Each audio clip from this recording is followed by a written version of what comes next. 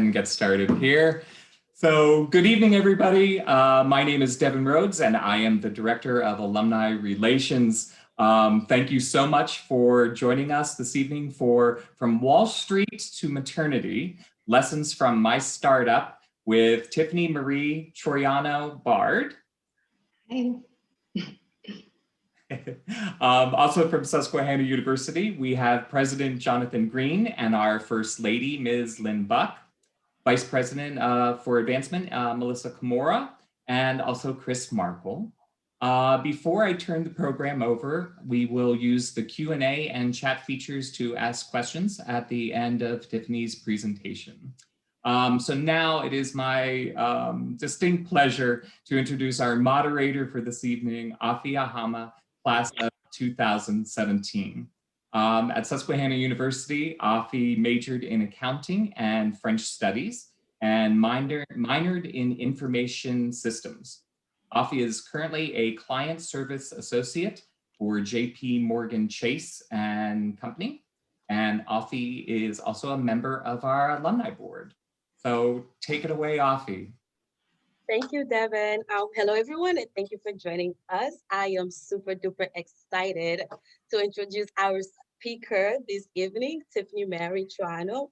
I'm Bard, class of 2008. At Susquehanna University, Tiffany majored in business administration, finance, and marketing.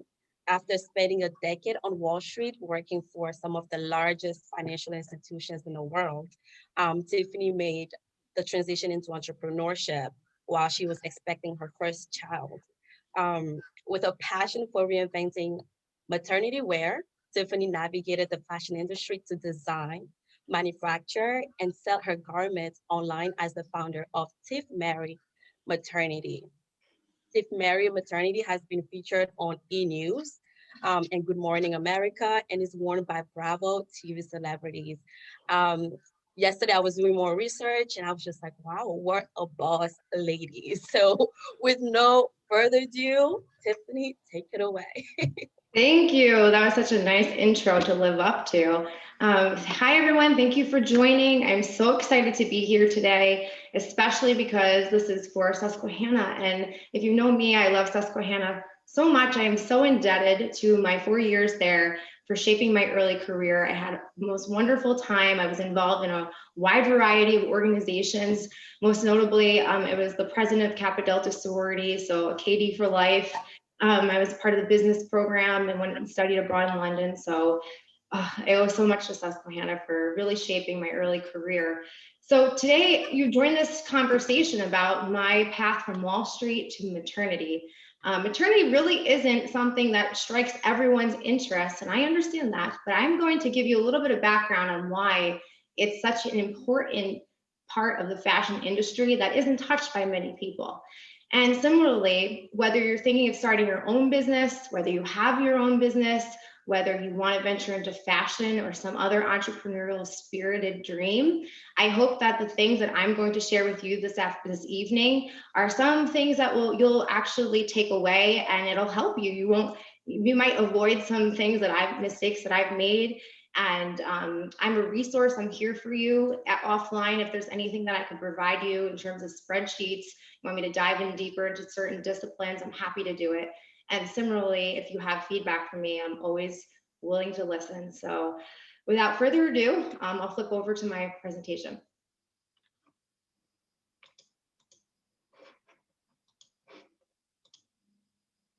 All right. So the birth and maternity fashion, that's kind of my slogan because we're playing on the word birth. I am giving birth to something new. It's called maternity fashion. Anytime you think of maternity, you kind of think of oversized, something that your grandma must have worn. We want to change the mindset of maternity wear. So my background actually was in finance, as Afi had mentioned. I graduated in 2008, which was a really tough year to graduate in the finance world. And thankfully, I landed a job during my senior year in the fall semester. And if it wasn't for that, I'm not sure how I would have really gotten entry into this career trajectory, but I joined Morgan Stanley as an analyst. And I mean, that was an incredible and crazy experience all at once. I lived and worked on Wall Street. I experienced Occupy Wall Street. Us as employees would be egged during lunchtime. We were told not to go get lunch. I mean, 2008 was a little wonky. So from Morgan Stanley, I went over to BlackRock. I was in accounts payable there. Then I did private equity accounting at Goldman Sachs. And then inevitably I joined GE Capital, where I stayed for a while. I was in treasury, and then I moved over to marketing, and they were acquired. That section of GE Capital was acquired by Wells Fargo. So that was my long run at some big banks, and I learned a lot from each of those experiences. But all the while, I had this bug in me saying, you know, you want to have your own business, you love fashion. So I genuinely wasn't, I can honestly say, very content with my career. I had once upon a time tried to launch a business. It was called the NYC Fashionista. So if many of you use Poshmark, think Poshmark. This was kind of before its time. I would ask all the people living in my New York City apartment to give me their designer items that they didn't want to use anymore. And I was trying to sell them on my website. And things were really, really clunky back then. I mean, you couldn't really build your own website. In order to load photos, you needed to hook up your camera to your computer and watch things load. It was very, very cumbersome. And at the end of the day, I had to decide whether or not to sustain it or to kind of focus on my finance career. But I did make a vow to myself that one day I would get back into fashion, and I never expected it'd be maternity wear. So here we are. And so the inspiration behind my line is that I did meet my husband in New York. We moved to Chicago, and I had 2 children in Chicago. But 2 things happened to me during this time. The first is I became pregnant, obviously, and I had nothing to wear. I literally struggled with options. Nothing looked good on me. I was sizing up on clothing. It was baggy. I had important meetings to attend. I didn't know what to wear. I had events, and so on and so forth. And the more I spoke to other women, they kind of sympathized, and they all had their own journey with maternity and how they struggled with it as well. The second thing that happened was I was faced with the choice of going back to work or being a stay-at-home mom. And this might be a topic for another day, but for every woman, this is, you know, not a one-size-fits-all answer. But for me, I agonized and I could not make a choice. So launching my own business gave me something to feel like I was fulfilling a career passion while choosing to be home with my kids. So those were the 2 big things that kind of happened to me that inspired this line. And I exited corporate America. So the next slide is identify a need. That is so important when you start a business, right? Like, what is the need? The need is maternity wear. And the more I talked to other women, I created a survey monkey that I posted to my social media, asking other people, like, am I crazy or do you hate maternity wear too, right? So what I came to find out is most people view it as uncomfortable, not stylish. You order things online, you get it, and then it doesn't fit, the material is not well made, and you end up returning it. Maternity to people was like a word you didn't even really want to associate with. It could be synonymous with grandma's clothes or oversized. And then on the flip of it, some people don't even want to spend the money, which I can totally understand. If you're only going to wear it for 9 months, you have a short timeline to wear it, you could just get by with wearing something else, right? So all of these things here to me spoke a challenge. It spoke like, wow, let's attack this. This has to be figured out. And why not do it now in the wake of women empowerment and all of these other great movements where women should feel good about themselves, especially during a time where you're giving birth to your child. So this is a little picture in the corner of my office and some packaging under my brand. So let's step back a quick second about maternity wear. I keep talking about it as if it's like this negative thing, but I think it was viewed as such, especially in the early 1900s. In the 1950s, the style for maternity wear is like hide your bump as much as you can, conceal the fact that you're pregnant, right? So you see in the picture there, the shirt looks a little oversized. In 1980s, Princess Diana really was at the forefront of maternity fashion. Everyone looked to her to see what she was wearing. And then we get to the 2000s, and I think we were still a little confused. We were wearing shirts with weird text on it, like Britney Spears was wearing, and we still didn't really know quite how to grasp maternity wear.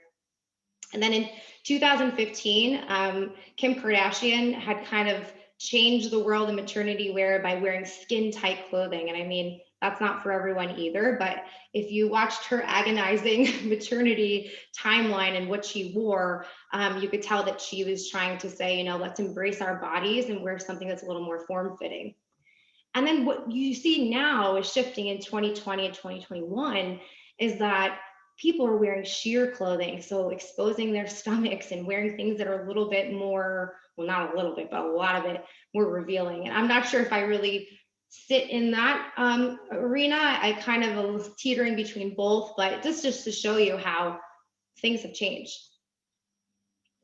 So I get a lot of questions a lot of time, like, how do I start a fashion line? You know, and I wish I could say it's easy, Google it, and it's not. It's a very cumbersome process. You put a lot of pieces together. So for me, on my commutes to work while I was pregnant, I started to design some sketches, and I like to draw. And if you like to draw, this will play in your hand. Those sketches were easy to bring to a fabric sourcer and say, you know, make a pattern for me. So pattern makers are a little bit more easy to find. You could Google pattern maker in my town and you could find one. And that pattern maker will take your design, make a sample, and then digitize the sample. So make a computer generated form of the sample. And after that point, you have something that's tangible. You have to then find the fabric for your design. So the fabric is a whole nother thing. Does it work well with what your design is? And then you have to order the fabric. So ordering the fabric is not like, let's order a yard. It's let's order 100 yards because that's the only way you can buy it. So as you kind of hear this whole process, you can see the dollars just adding up, right? And then you have to find the right manufacturer. So for someone like me starting my own line, I'm not ready to scale 1,000 units of one style. I needed 100 units. So my pool of manufacturers really, really shrunk. And it's very difficult to find a manufacturer that's willing to work with you. Not to say it's impossible, but it is hard to do. So this is the manufacturing process. And then how do you transfer those finished goods to you, right? Very high level.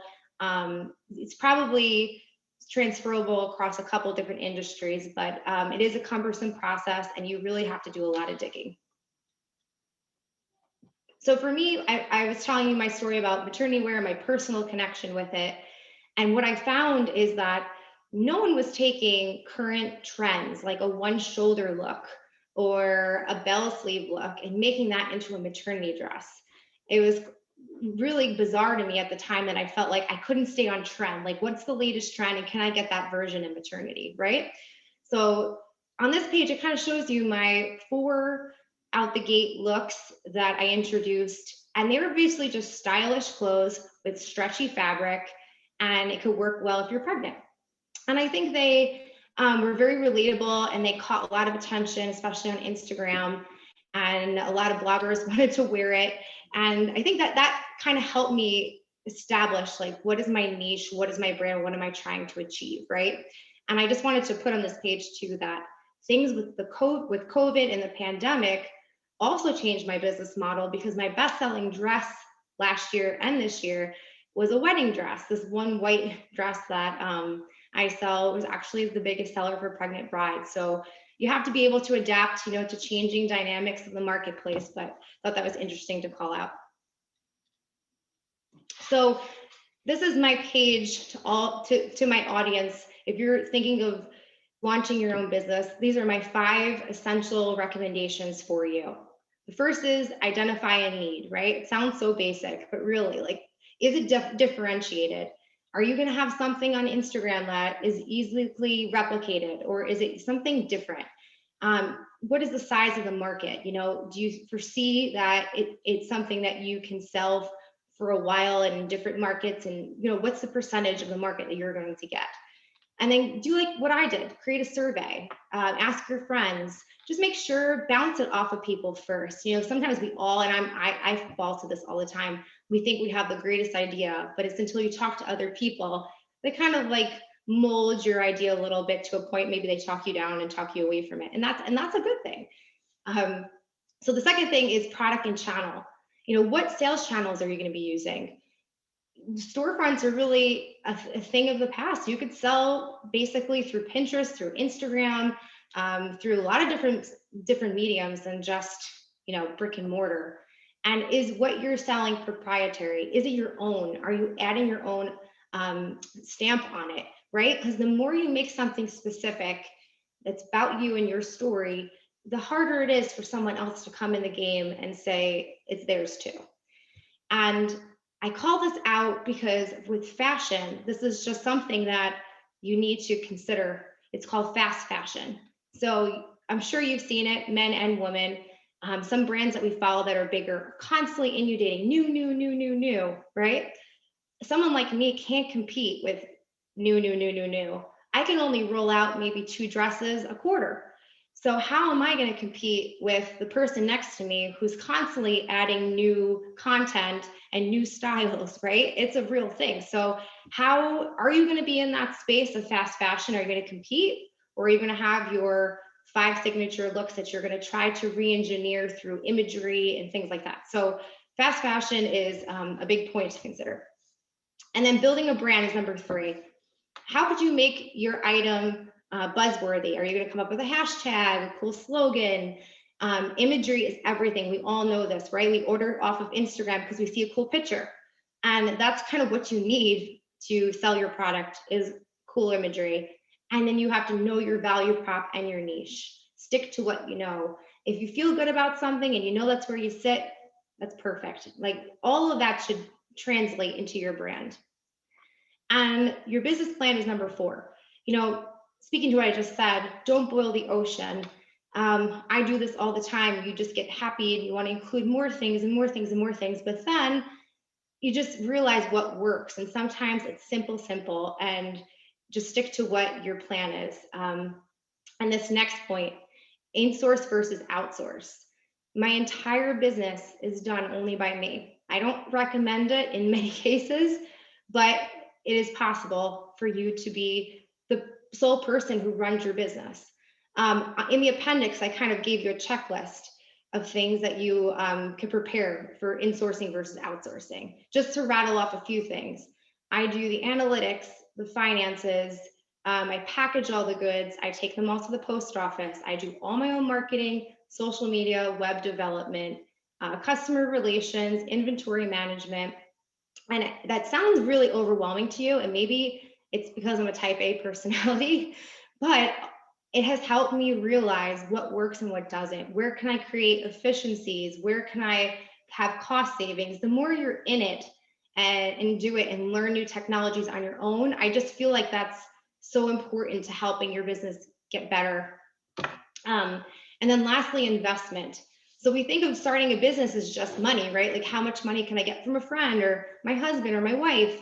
But it really is also your personal investment. Like, how much time are you willing to commit? Are you doing it as a side hustle? Are you doing it, in the evenings? There's so much sweat equity that goes into a business, and you really have to be tenacious to make your business work. I know I threw out a lot of buzzwords, but it's so true. And this is like a 24-hour job. You're always thinking about it, especially when it's your own money. And the viral contingency plan item that I have here, I'm going to talk about it in more detail next. But just think big. Like, if your product was to blow up overnight, what is your plan? Do you have friends to call to help you? Do you have the right staff? Do you have inventory? Okay, so hold that note, because I'm going to tell you what happened to me with my viral contingency plan. Okay, so building a brand, this is probably my most favorite part of running my business. It's because I'm so passionate about it, and these are like a design that I made, and you can see it on someone. It's super exciting. Some of my dresses have made it, as you can see here on eDaily Pop, and that's Krista Culliner of E! News. And lower left is Sarah Haynes of Good Morning America. And then in the middle, for those Bravo TV junkies, you probably know that this is Sheena Shea and Brittany of Vanderpump Rules. The whole staff, the whole cast right now is pregnant. And both of those girls have worn something of mine, which was like super exciting. And then some print marketing is Pregnancy and Newborn Magazine has included some of my designs before. So all of this I really am proud of, because again, like I was talking about insourcing and doing a lot of it yourself, all of this has stemmed from me just plainly cold emailing someone and probably being a little bit of a stalker. So anyone who I find out is pregnant, I will contact their PR rep, their communications director, their stylist, and I'll just include, and I feel like I've gotten better with it over time. I used to include this whole novel of why, I'm a mom, poor me, I'm starting this business. No more. Now I'm just like, this is my brand, and I feel like your client would look great in this dress. And I just send one option or two options. The more poignant and clear and concise you can be, I find works a little better. So obviously all these items have been gifted. Like I've sent it to them for free. And then I cross my fingers, like they hope they open my box and I hope that they wear it. And for as much as you see good on this piece of paper, there's a lot of times where I get not interested. The celebrity doesn't open it, or they open it and they don't wear it. So I guess it's one of those things, like you have to just hope for the best. And if you're not trying, then it'll never happen for you. That's what I've learned. The last thing I'll say about this is that viral contingency plan I told you about, right? So the girl in the upper left on E! News, you could see her wearing my creamish color maternity dress. Okay, so 2 years later, so the picture in the middle, Brittany on the right and Sheena on the left. So Sheena on the left, I sent a box to with a bunch of maternity dresses, and she ends up wearing them, which is great. I never knew that Brittany, the one on the right, would have a design of mine. I never expected her to wear it. I didn't even know where it came from. I thought maybe it was an Amazon copy that she was wearing until I confirmed it. So the story is that she borrowed this from Carissa on the top left 2 years later. And I guess that says many things. 2 years later in Hollywood. So there must be some type of maternity fashion shortage if they're passing around the same dress, number one. And number two, I wasn't prepared for that. I had sold out of this dress already. I didn't have it in this color, and I was literally having a heart attack. So what did I do? I said pre-order. So people who came to my site, which was an overwhelming number of people that these two have drove traffic from, they either pre-ordered the dress or they bought something else. So I guess sometimes we can't always predict what's going to happen or what's going to become viral. You just got to make the best of it, the best of the situation. But the more you can prepare, the better off you are. Then I spoke about sales channel on my 5 essential pointers slide.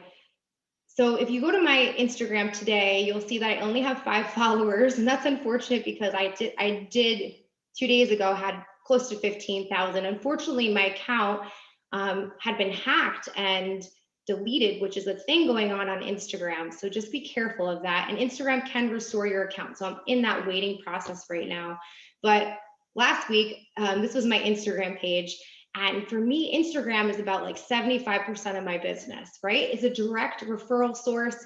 Many of you on this call probably know, maybe you've shopped already using Instagram.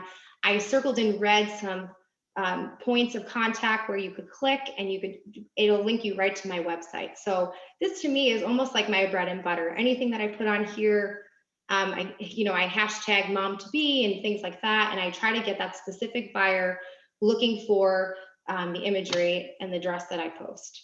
So again, Instagram run by me, images created by me seeking out influencers to wear my dress. In return, they send me photos to post. All of that goes onto my website, right? The influencers, I say, can I use your picture for my product listing? Sure, they want the fame, right? So on the product listing, I have influencers, cool picture, and someone could easily shop it there. And just one last thing about Shopify. I told you before about the NYC Fashionista and how the reason why I think it couldn't launch and couldn't sustain is because Shopify didn't exist. Shopify is an incredible tool, and it allows you to plug and play and create your own website, and it's so user friendly. You basically, I don't know, it just helps anyone run their own business without even having, a team to support you. So the lessons learned. So this is kind of the crux of it. What I feel like I did wrong, so we'll start there. Vendor selection. sometimes you do need assistance, whether it's legal or creating a logo. For me, at one point in time, I moved my website from Squarespace to Shopify. And I just used anyone who accepted my bid, gave me a good price, and I knew they would do the job. But where I kind of fell short is I didn't realize that they would just copy and paste, and it wasn't even really in legible English. So I had to spend more time proofing, rewriting, resorting photos. I mean, I know this is a 101, but really be careful with who you hire to help you with your business, and make sure that they care about you, your vision, and they know your customer. The next is product depth versus breadth. So I feel like that situation that I found myself in with the viral contingency plan and the fact that I had no more dresses left, that dress is one of my best selling. Like, why didn't I keep that on hand and restock it, right? I was so busy getting caught up in pants and pajamas and all this other stuff that I wanted to try out, where I knew if I should have just stuck with what worked and maybe put it in a couple different colors. So maybe my point to you is product breadth maybe isn't as important as going deep into what works and what you have already tried out and customers are happy and you have good reviews on it. So kind of like stick to what you know a little bit. The next point is influencer happy versus ROI. So our generation is very, very astute to, influencers. A lot of people are trying to be influencers. They're everywhere and they're across all industries. And I'm here to tell you that a lot of them do not create ROI. And in fact, if you ask them to show you proof of, revenue and things that they've created, they can't even give that to you. So I'm not to say that everyone is like that. There are some great ones, but I'm just telling you to be careful, because like I said in the beginning, gave out a lot of free product to anyone who would want to wear it, and I saw little return. So just be stingy with it and don't feel like you have to compete in the influencer world.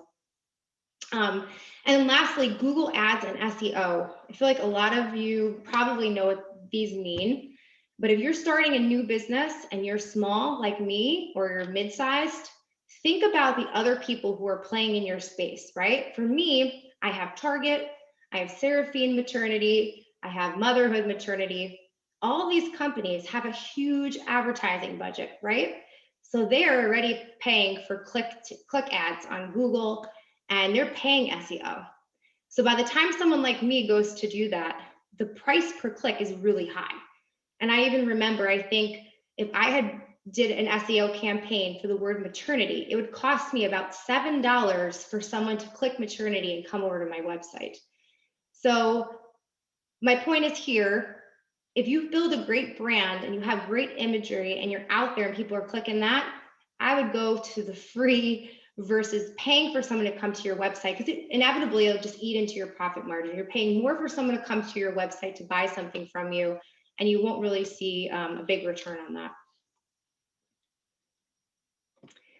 Okay, so the things that I did right. I actually had to add this slide as an afterthought. I was focusing all on wrong, but then sometimes we don't give ourselves enough credit. My business is still here after 6 years. I must have done something right? So DIY, I kind of told you before that I'm doing everything right now for my business soup to nuts. So DIY, I did it, I learned it. And as it continues to grow, I will be looking to bring on help. But I can at least say that I have skin in the game and I understand my business. And the second is mom time. I joke about this all the time, but I say that my business was built on mom time. Kids naps, evenings, it's just time that really should be yours. It really went all into my business and still is. So this is built on mom time and paying it forward. I was very generous, especially in the beginning, of giving free product out, family, friends, celebrities. I still do.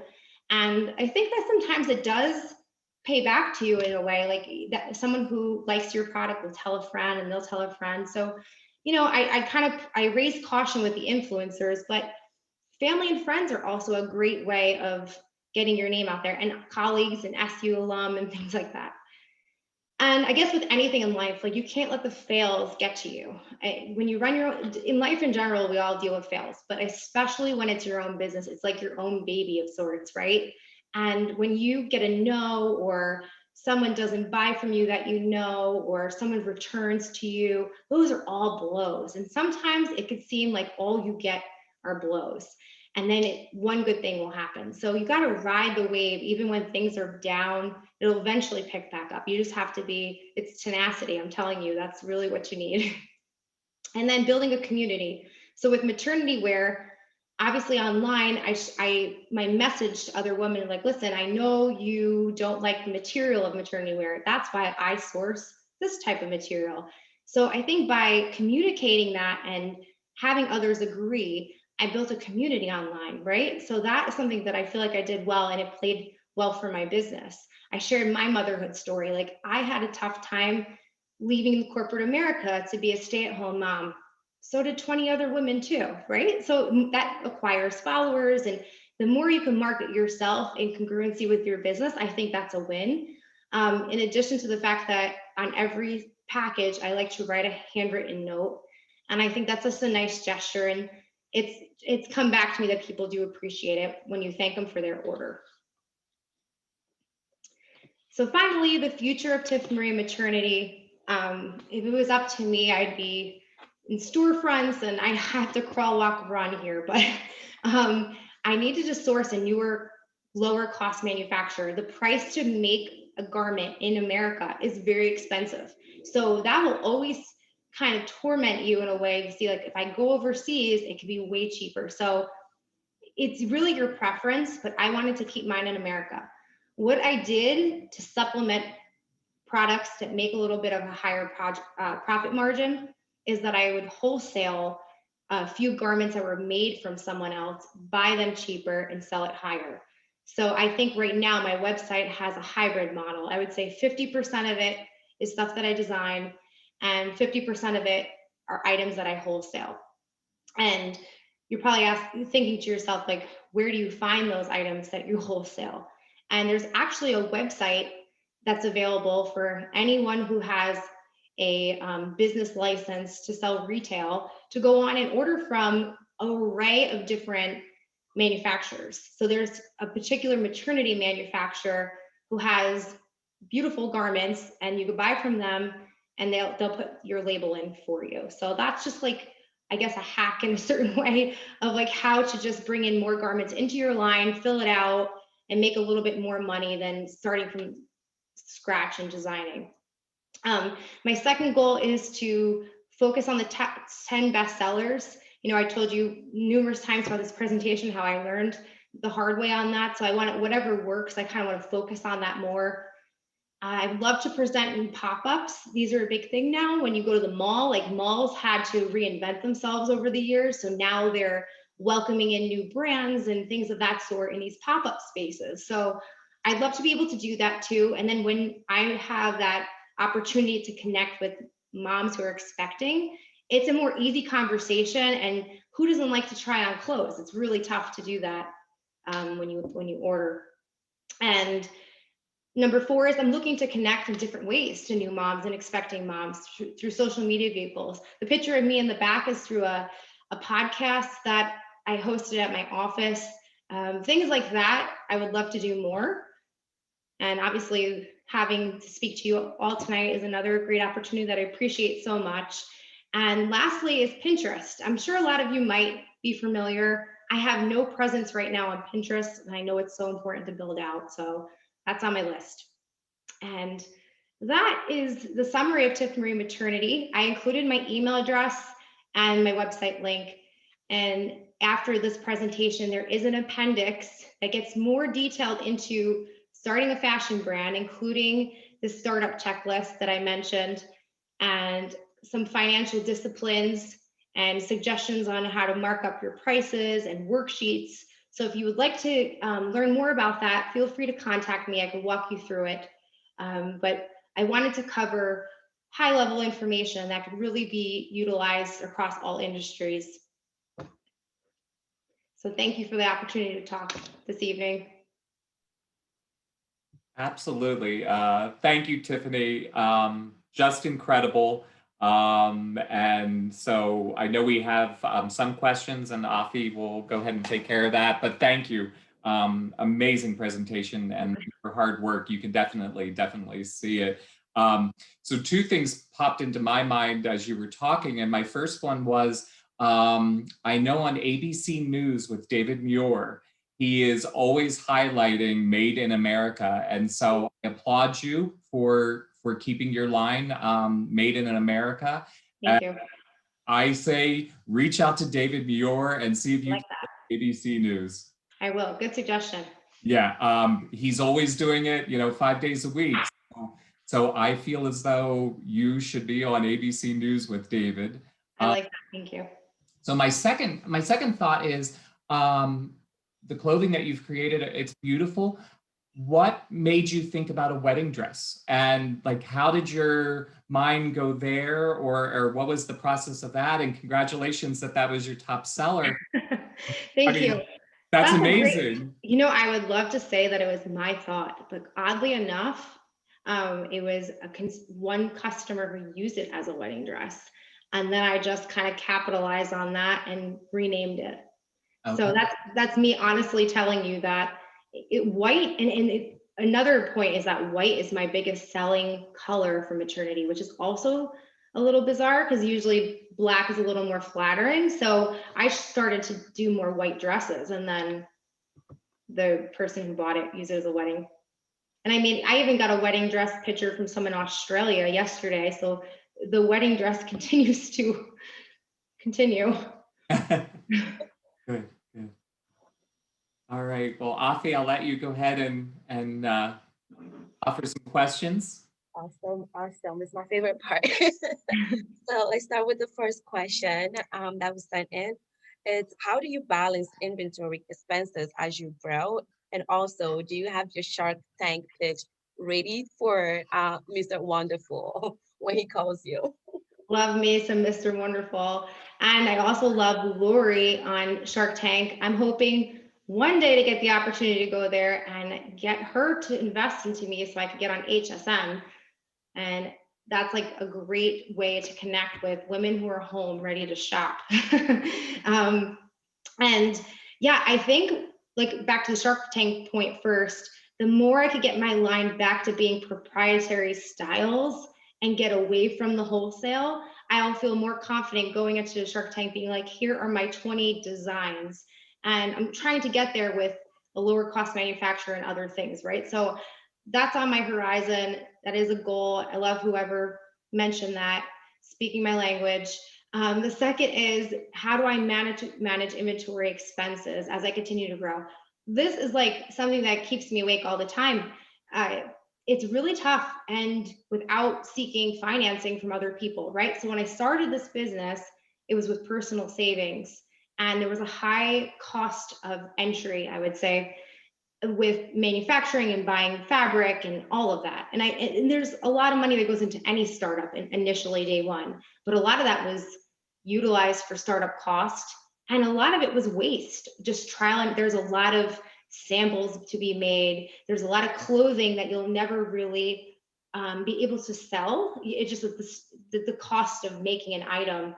So that burnt through a lot of my startup capital. And probably last year, I realized I needed to invest more personal capital into my business in order to be able to have more inventory sizes and color options. So I'm funding it with my own savings, but that's not manageable for the long run, right? So I think phase 2 is probably seeking outside funding. And I hope that answers the question. So just to follow up on that, at what point do you think, based on your experience, right? I mean, you don't have any like outside investment, but at what point do you think it's necessary? Because some people do go in with others' investment, and some people rather go into business with other people's money. But Yeah. What are your thoughts on that? At what point do you think I'll need to do that? Is that your question? Yeah, or even like in general, looking at like businesses or someone who wants to go into a new business. Yeah. I think like obviously having a partner and having more money can help, right? I'm only limited to do so much.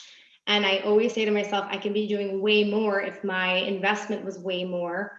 But it's also a personal choice too. Like if I was doing way more, I don't know if I can maintain my household and my 2 kids that I have and my husband. So it's like I'm doing what I can manage right now. And I think when they're in school full time, that for me personally would be a point where I'd say, okay, I need to either get a loan or someone to finance this business because I want to have a store presence and I want to carry 50 new product lines, right? So for me, it's a little more personal choice.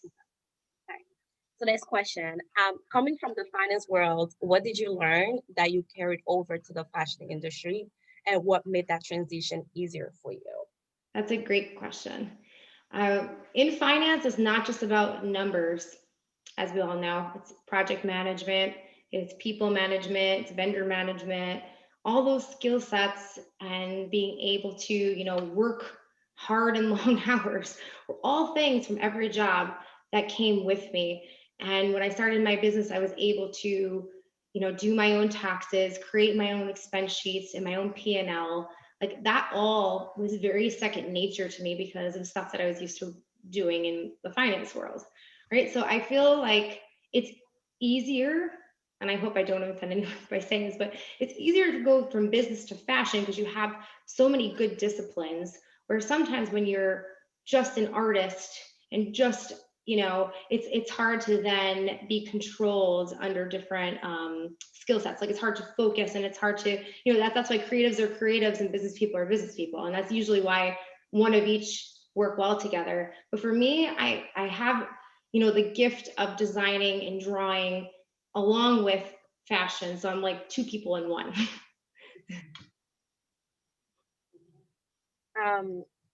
So let's go back to the beginning of the journey, right? Going from 9 to 5 to the entrepreneurship world.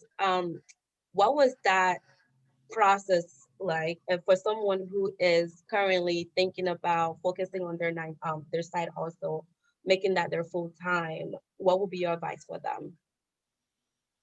I would just say that, you're in the driver's seat. So if you want to make it a 9 to 5 as well, you can totally do that. You just have to be mindful of what industry you're working in, right? So for retail, it's almost like real estate, where your hours are when people are winding down almost. It's like, when do you do your shopping? Is it in the evenings when you're sitting on the couch? It's the weekends. So I'm dealing with customers that are not 9 to 5. They're early mornings, late nights, weekends. And that's when I have to be more responsive. So for someone who, is used to that schedule, I would just say be mindful of the fact that you're going to now, your client is someone different, it's you're not clock in, clock out. You're going to have to be able to work with your end user, your client. So you mentioned mom time earlier during the presentation. How do you balance it all, being a mom, a wife, an entrepreneur? How do you do it? I know. I ask myself, I don't think I really have it figured out. I have to tell you. That's a good question. And I think it's a constant balancing act. Every day is different. Like I mentioned before, I am type A, and I don't know if that's always the best thing. It's all about, for me, is not wasting time. Like, how can I utilize down to every 5 minutes that I have? Like, it's really just time utilization is the best mechanism for really getting everything done. It's just not squandering time, but you also don't want to burn out. So it's relying on other people for help, and it's just delegating, which is hard for some people to do, but it has to be done to get all those other things done correctly too. Well, you do have a quite a specific niche and like a really solid brand. So talking about the power of branding, what is the secret recipe to creating a solid brand that aligns with your mission or your vision of the company? Yeah, that's a great question too. You're so full of great questions. So I think making it something that's cool. right? Like what is cool?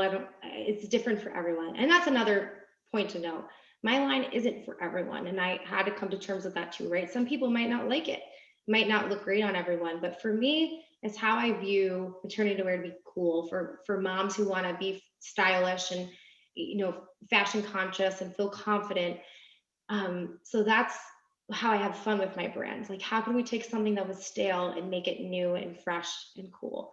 So I think that's what built my brand, and that's how I had a little luck with some product placement. So I think the more you could kind of take something and you make it something that everyone aspires to be, I feel like you'll find a little more success there.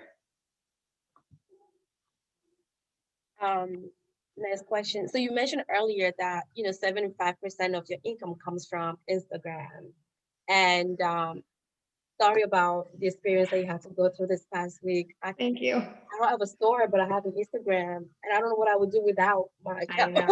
I know. I'm still having the shakes. Yeah.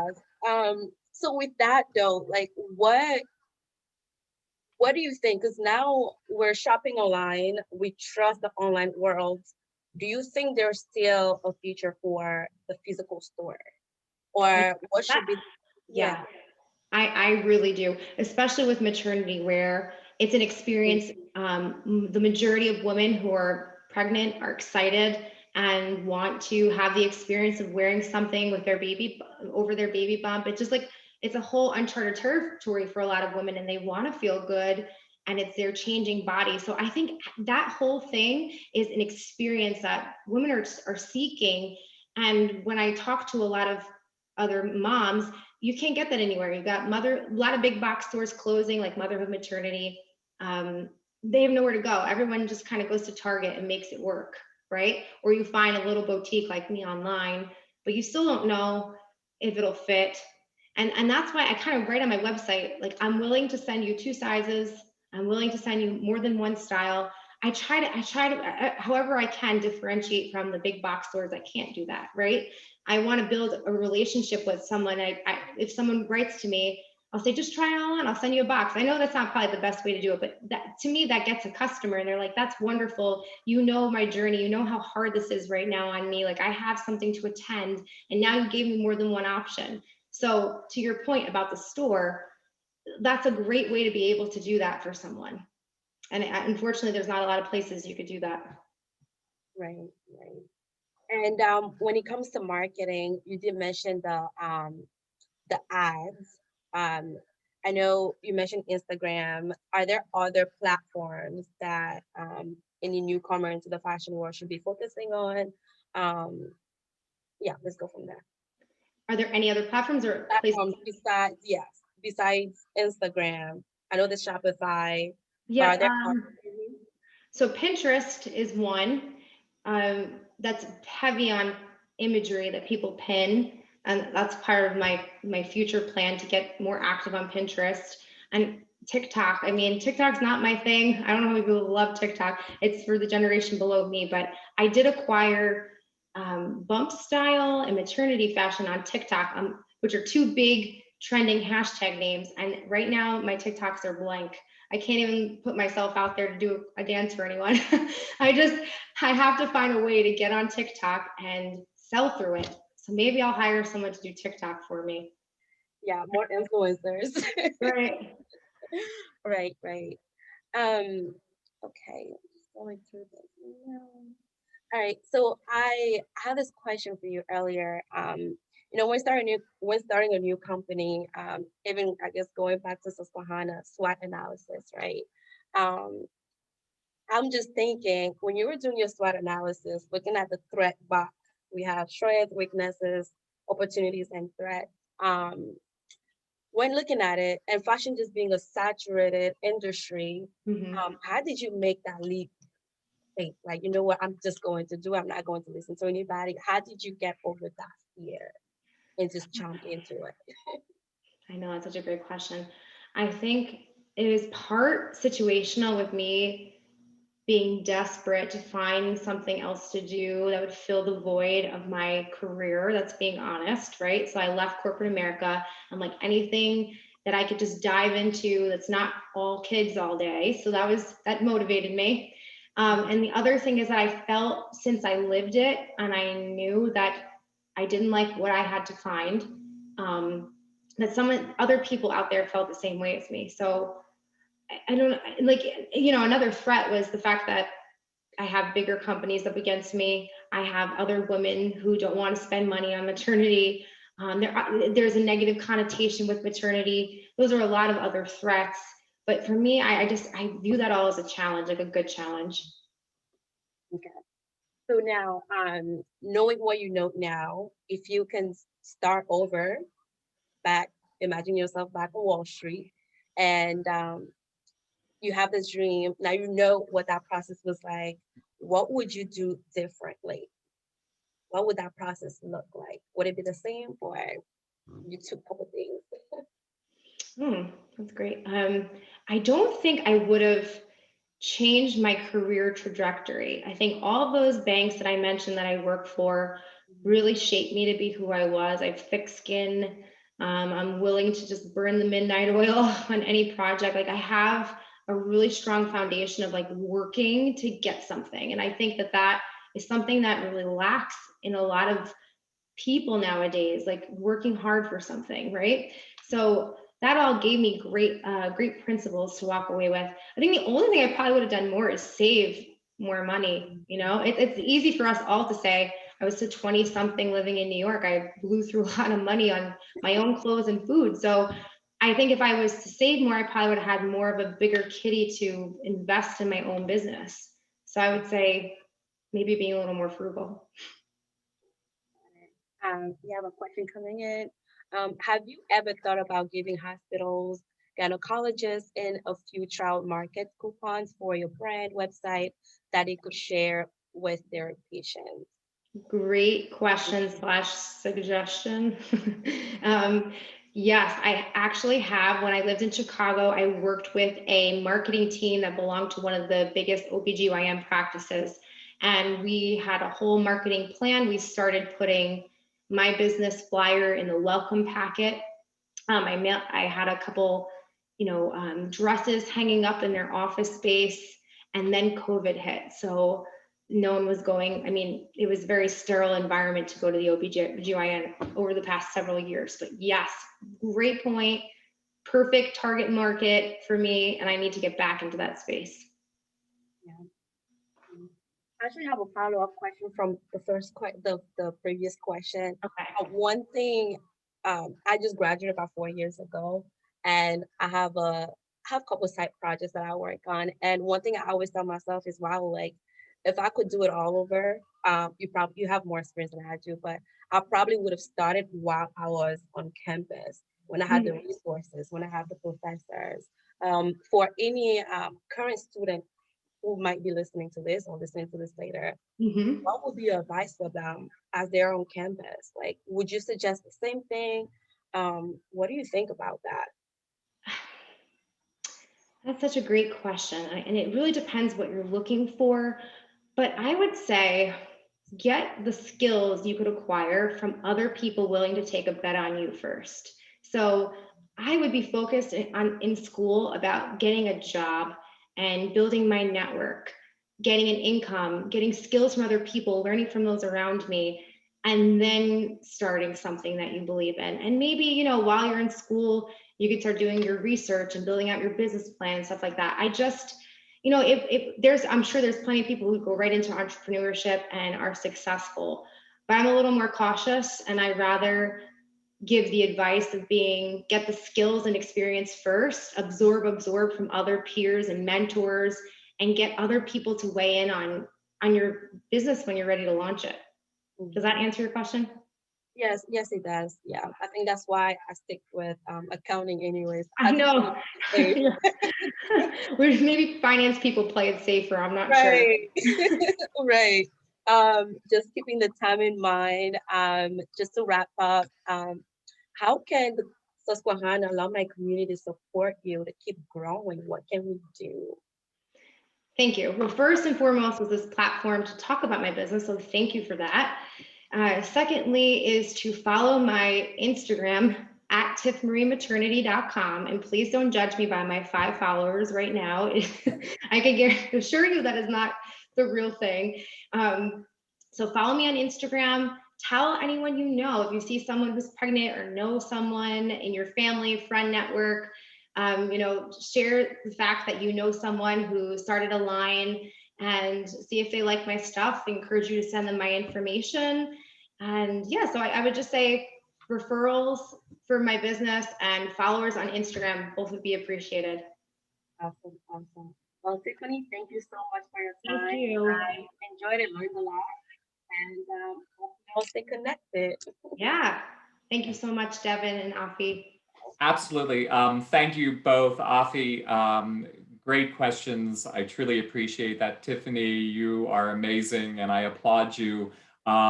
This has been recorded. It'll be on Susquehanna's YouTube channel, so we will definitely be able to get the word out for those who weren't able to join us this evening.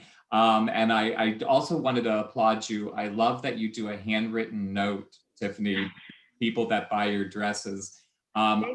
Years ago, there was a small designer in Massachusetts that I loved his clothing, and I bought a couple of pieces, and each time I would do it, he would send me a handwritten note, which no way. we want to buy more. And then I also told my friends about it. And so it's that extra touch.